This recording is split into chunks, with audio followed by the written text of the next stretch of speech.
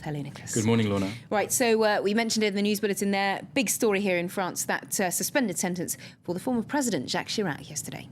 2 years, and for Libération, the left-wing daily, I can show you the front page there. It's as if somehow he's a common criminal. Look at that photo shot of him, and slapped over his image, that black and white image there, we've got the words 2-year suspended sentence for abuse of trust, embezzling public funds, and illegal conflict of interest. Now, the editorial inside is saying that, well, you have to spare a thought for Chirac at this point. Given his age and his health, he has memory lapses and was not in court. But it also adds in that editorial there, you have to praise the judge's decision yesterday, all in while bearing in mind that the ruling comes a couple of decades after the events. And that suspended sentence for Chirac making the rest of the front pages as well. Le Parisien, which is the city paper here in Paris, and also it's the national daily Aujourd'hui en France. There you can see Chirac, a sort of philosophical look there chosen by the paper, and the headline there, Ça finit mal, that ends badly. Things have ended badly for this career. Of course, Chirac has dominated, perhaps not dominated, but has been extremely prominent in French political life for decades. Now, the cartoon inside the paper is there showing Chirac saying, "Hey, guilty, me?" And the judge replies, "Don't worry. Well, François Hollande, on the 14th of July, can give you a pardon." And of course, that is a reference to the fact that the socialist presidential candidate here in France, François Hollande, is favourite to win next spring's election. And he has the right to grant a pardon to Chirac on the 14th of July, which is Bastille Day, National Day here.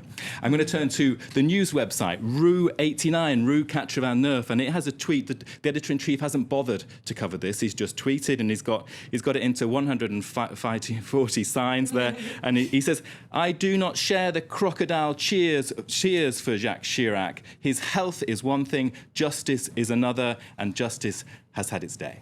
So that's perhaps a little roundup of some of the left-wing reaction. But what about Le Figaro? That's the main right-wing paper here in France. Well, perhaps a different take. Le Figaro, I mean, it's such a left-right contrast here. Le Figaro is not putting this as its top story at all on the front page. Instead, the recession is on the front page. It's runs second on the front page. But so we get this story about Chirac in the inside pages, and they're the news story of that. And what the article in the paper is saying, that there is sadness and bewilderment on the right and restraint on the left about this ruling. It's quoting the former president as saying that he contests the verdict categorically and is deciding not to appeal, as he did not, alas, have the strength to lead a battle for the truth. That's a quote from him in the paper.